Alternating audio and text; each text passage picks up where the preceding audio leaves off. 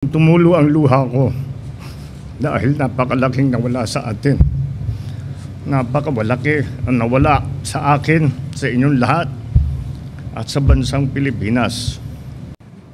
To the family and friends, the colleagues of Toots in the cabinet, all of us who had worked with her, everyone here who are here because Toots always held a special place in their hearts.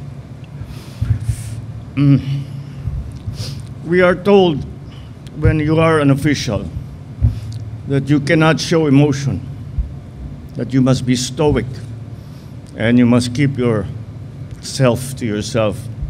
Ngunit sana maunawaan ninyo, kung tumulo ang luha ko dahil napakalaking nawala sa atin.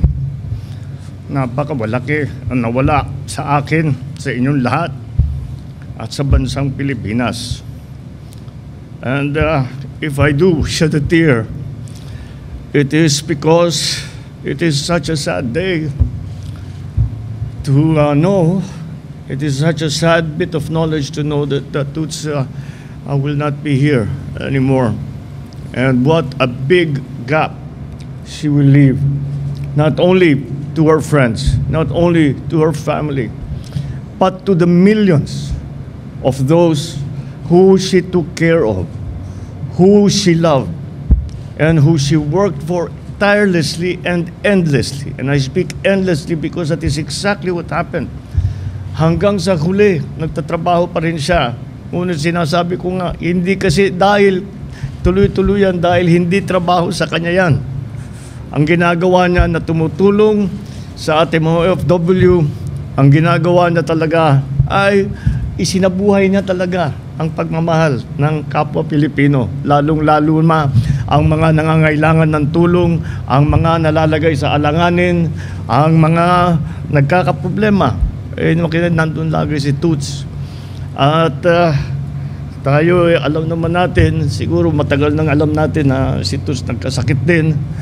At siyempre, maaaring mangyari na siya'y pauwiin na ng ating Amang Diyos. Ngunit pinagdadasal natin na sana naman magkamilagro. Sana naman may mangyari dahil kung magmimilagro, if anyone deserved the miracle, it was Toots for all the good that she did. At kaya nung narinig ko yung balita na wala na si Toots, kako, hindi tayo na pagbigyan. Walang milagro. Ngunit sa sumunod na ilang araw, naisip ko, hindi, mali ako. Nagka-milagro talaga. Ang milagro si Toots.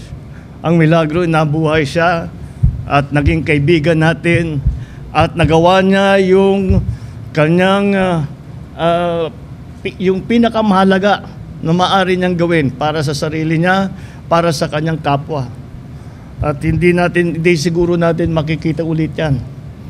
At siyempre, iniisip na agad namin, paano ngayon yung naiwang trabaho ni Toots? Sino ang gagawa niyan? Nung una, sasabihin, kailangan natin siyang palitan, kailangan natin siyang maglagay ng kapalit. Ngunit habang iniisip ko, hindi na ako natutulog, iniisip ko anong kapalit, hindi mapapalitan si Toots. Maghanap tayo ng kasing galing niya, pero wag na tayong umasa na mapalitan si Toots. Na mag-substitute, na magkakaroon ulit tayo ng Toots na ilalagay ulit natin, bibigyan natin ulit ng pagkakataon na magtrabaho. Ibigyan natin ulit ng pagkakataon na makatulong sa kanyang kapwa Pilipino. Kami ni Toots ay matagal na nga kaming magkakilala, ngunit talagang naging matalik, hindi muna kami naging matalik na kaibigan. Marami kaming ginagawa sa trabaho. Yun na nga, sa mga human traffic, senador ako, lahat ng mga itutulong ko, pinupuntahan ako. Dahil naging kaibigan kami nung kampanya ng pang-senador, nung kasama si Manny Villar. Doon kami nagkakataon kami magkausap na mabuti. nagkakasundo naman talaga kami. Ngayon, ako'y pumasok sa Senado at ilang buwan pa lang, pinuntahan na niya ako. Sabi niya, tulungan mo ako kasi meron tayong problema dito. So tuloy-tuloy ang aming pagsasama. At malaking respeto ko kito sa kanyang pagka-professional, sa kanyang kasipagan, at talaga ang punot dulo ng lahat, ang kanyang pagmamahal talaga sa kapwa Pilipino. At that was on the professional side. But it so happened also that on the personal side, magkasundo talaga kami. At nagkakaintindihan kami. Nung bandang huli nga, hindi na namin kailangan pagdiskusyonan pa yung aming gagawin o nais gawin. Kaunting salita lang, nagkakaintindihan na kami. Dahil sa pareho talaga ang aming pag-iisip. At matagal namin pinag-uusapan kung paano ba pagandahin ang sitwasyon ng ating OFW. Paano ba makatulong pa. At nung napuna ko nga, ang sinasabi ko nga kay Port kanina, napuna ko mula nung na-appoint siya na Department of Migrant Workers, ay pagka hinahanap ko siya, sasabihin ko may problema sa Kuwait. Paano? Sir, wala na dito, nandun na, nauna na, bago mo pa nautusan, andun na siya sa Kuwait. O may problema sa Riyadh, o nandun na, nauna na, tumatawag na siya, magre-report na siya. Ganon si Toots, hindi na nag-aantay ng initiative, so professional. At saka talagang alam niya yung trabaho niya. And I know that this all came from her heart. This all came from the compassion and the passion that she brought to her work. And this, as I said, is a rare quality, a rare combination. Kagaya nung sinabi ko sa message ko, sabi ko, ngayon ka lang makakakita, hindi madalas tayong makakita ng tao na napakalambot ng puso. Ngunit marunong sa trabaho, hindi siya yung basta't magawa, he's a pragmatist, at alam niya, experience siya, alam niya yung maaaring gawin, alam niya hindi pwedeng gawin. At yun ang tinatrabaho niya. Kaya't hindi ko talaga maisip, parang hindi ako makaramdam, di ko ma-imagine na ang buhay na wala si Toots actually, because she occupied such an important part of my life as a friend and as a colleague. And I have to say that I cannot choose which was the better relationship. They were equally wonderful. The professional relationship that we had and the friendship that we had is something that I will not find in many people in my lifetime. So you will understand my emotion. You will understand the great sense of loss that we are feeling. And if I shed a tear, because I feel sorry, I do not feel sorry for Toots. Because after her heart beat its last.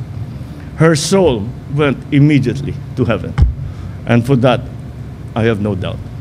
I feel sorry for us, her friends, her family, because we've lost a wonderful person, a wonderful friend. I feel sorry for the Filipinos who are living and working abroad, because they have lost the best champion that they ever had in the history of overseas workers for Filipinos.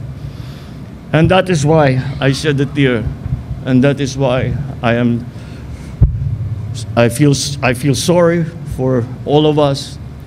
And that's why I think that we should honor Toots and remember what is it that she worked all her life for. What was the most important thing to her? We all know what that is. We must continue that work. We must honor her memory. We must honor the work that she did before. Ang trabaho naman ni Toots, hindi lang nung Department of Migrant Workers. Habang buhay na siya, yun ang ginagawa niya. Yung pinag-uusapan nga namin, kahit di mo in-appoint yan pa rin ang gagawin niya. Yan talaga ang buhay niya. And kaya makita mo, a more genuine, there you go, a more genuine person you could not find. Pag sinabi niyang inaalala niya yung mga na-stranded doon sa UAE, totoo yun, hindi niya sinasabi yung professional. He loses sleep over that. Pinag-aabalahan ka talaga ng pag-isip kung paano gagawin, paano tutulungan. And so that is a very high standard that Toots set for the rest of us. So let us not let her down. I hope I never let her down when she was alive. I fully do not intend to let her down now that she's gone. I will always remember her with great fondness and affection and great respect. Toots, I don't know how many years God will give me in this life, but for the rest of that life, I can confidently say, Toots will always be one of the best people I have ever known.